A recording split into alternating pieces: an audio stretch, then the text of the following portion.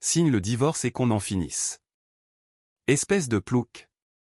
Comprends bien, je ne t'ai jamais aimé, je ne voulais que ton argent, et maintenant je l'ai. Regarde-toi. Qui voudrait d'une paysanne comme toi? Dit Yvan en lançant un regard moqueur à sa femme, assise en face de lui au tribunal. Il était certain de lui avoir volé toute sa fortune, mais elle s'apprêtait à le mettre à la porte. La voix d'Yvan résonna forte et assurée dans la salle d'audience. Tu vas rester assis là comme un mendiant? Il ajusta sa cravate d'un air irrité, comme si chaque minute passée là était du temps perdu. En face de lui, sur le banc des accusés, était assise sa femme, toujours son épouse légale, Elena, une femme de 52 ans qui avait réussi par elle-même et qui semblait désormais abattue. Elle ne répondit pas. Elle ne le regarda pas. Elle ne voulait pas voir son visage, même si elle savait qu'elle devrait le faire tôt ou tard. Vous n'avez pas pris d'avocat, n'est-ce pas?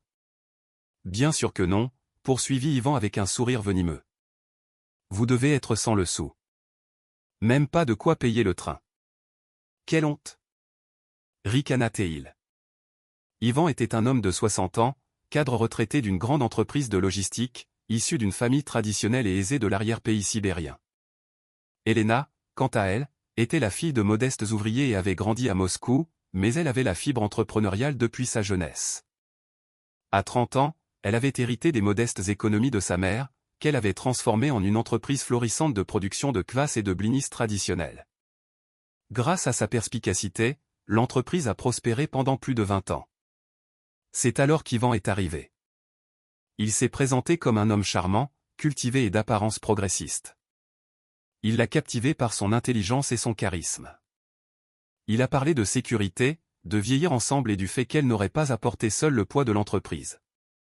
Mais avant le mariage, il posa une condition claire, pour que tout se déroule sans accroc, tout doit être enregistré à mon nom, compte bancaire, biens immobiliers et tous les actifs.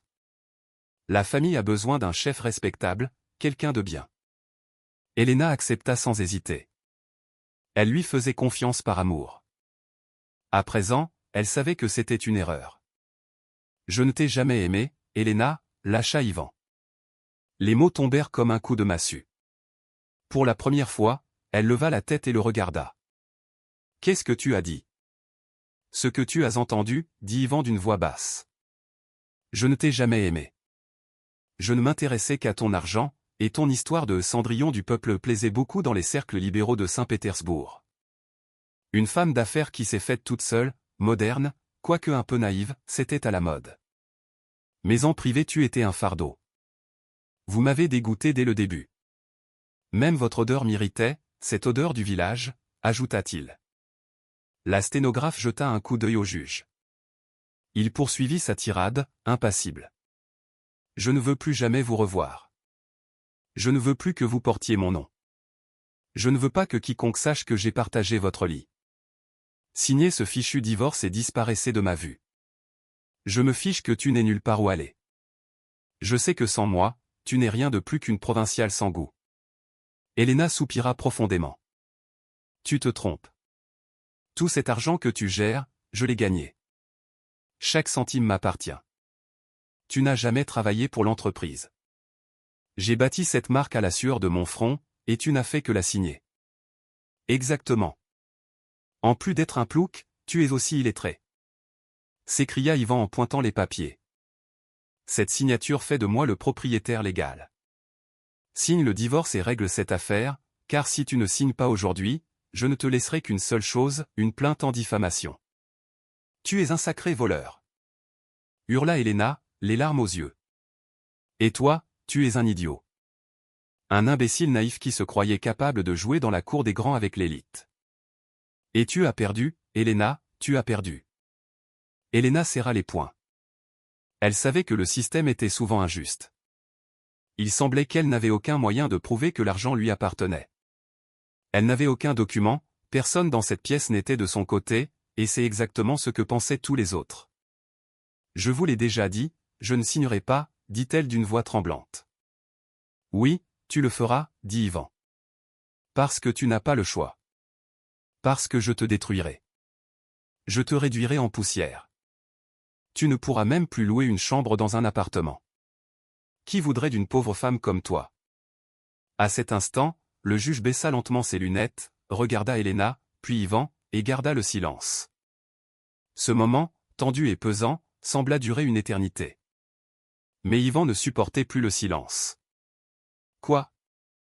Tu t'attends à ce que je m'excuse auprès de cette roturière? Dit-il d'un ton moqueur en redressant sa veste. Elena tenta de parler, mais en vain. Les larmes se mirent à couler lentement, une à une, sans qu'elle puisse les retenir. Ce n'étaient pas des larmes de drame, mais celles qui font mal en silence. Celles qui naissent non pas de la tristesse, mais de la trahison et de l'impuissance. Son menton trembla. Et toutes ces années passées ensemble? Demanda-t-elle, comme si elle espérait qu'il lui restait encore un peu d'humanité. Les voyages, les nuits, les anniversaires, les câlins, tout cela n'était que mensonge? Ivan la regarda et laissa échapper un rire sec et cruel. Tu as vraiment cru à tout ça? Mon Dieu, tu es vraiment naïve. Il se pencha en avant, comme s'il savourait la révélation d'un secret inavouable. Chaque fois que je t'embrassais, je pensais à d'autres. Quand je te touchais, je fermais les yeux tellement j'étais dégoûté. Ça suffit, dit Elena, la voix brisée.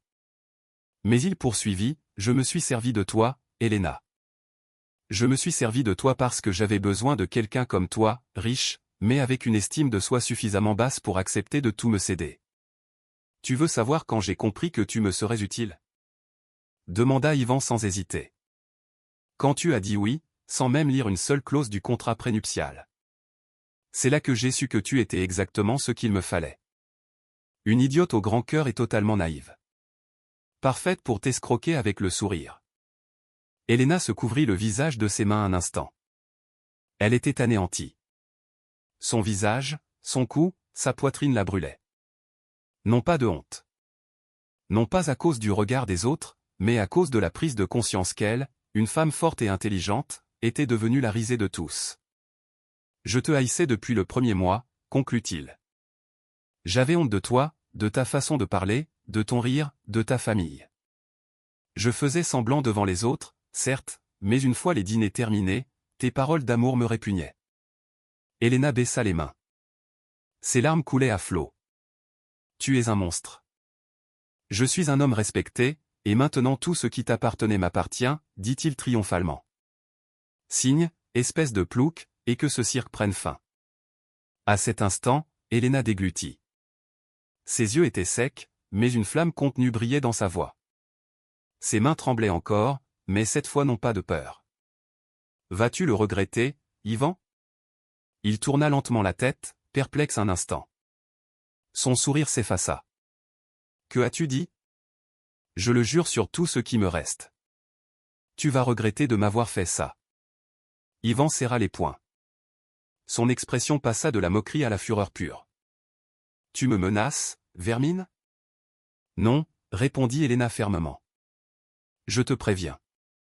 Puis, sans réfléchir, tel un animal acculé, Ivan traversa la salle d'audience en deux grandes enjambées et la gifla violemment au visage d'une gifle sèche et brutale, semblable à un claquement de fouet. Elena chancela et tomba sur le côté, s'agrippant au banc d'une main. Le juge se leva brusquement.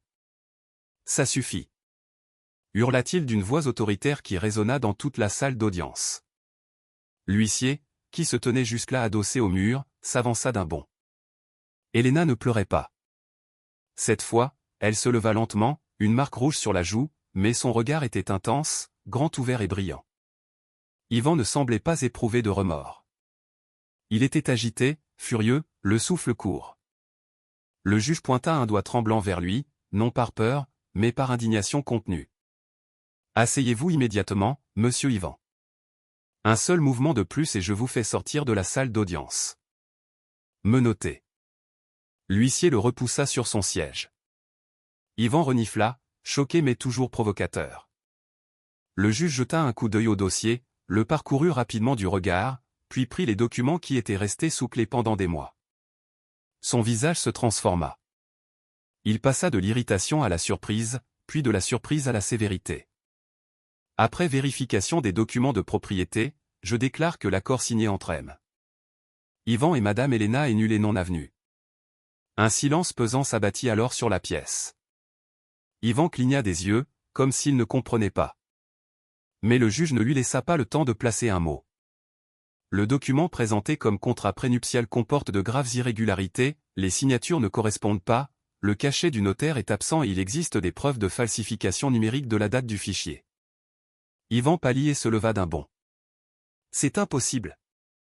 Cet imbécile a signé, et je l'ai lu. Mais Elena prit la parole, d'une voix ferme et d'un calme effrayant. Je ne suis pas aussi stupide que tu le pensais. Elle le regarda droit dans les yeux, pour la première fois sans peur, comme si elle voyait enfin qu'il était vraiment impuissant. Tu croyais me manipuler, mais le document que tu as signé n'a jamais existé. Je t'ai menti, et tu as signé sans t'en apercevoir. Tous les biens, tous les comptes, toutes les actions que tu croyais tiennes sont toujours enregistrées à mon nom. Tu as été dupe. Yvan hurla, espèce de menteur. Le juge frappa la table du poing. Silence. Je vous l'ordonne. Vous m'avez trompé. Cria Yvan, aveuglé par la colère. Vous m'avez fait passer pour un imbécile devant tout le monde. Vous m'avez manipulé. Qui êtes-vous donc? Avec votre passé et votre insolence. Vous n'avez jamais été qu'une erreur. Elena le fixa du regard. Elle ne répondit pas. Elle n'en avait plus besoin.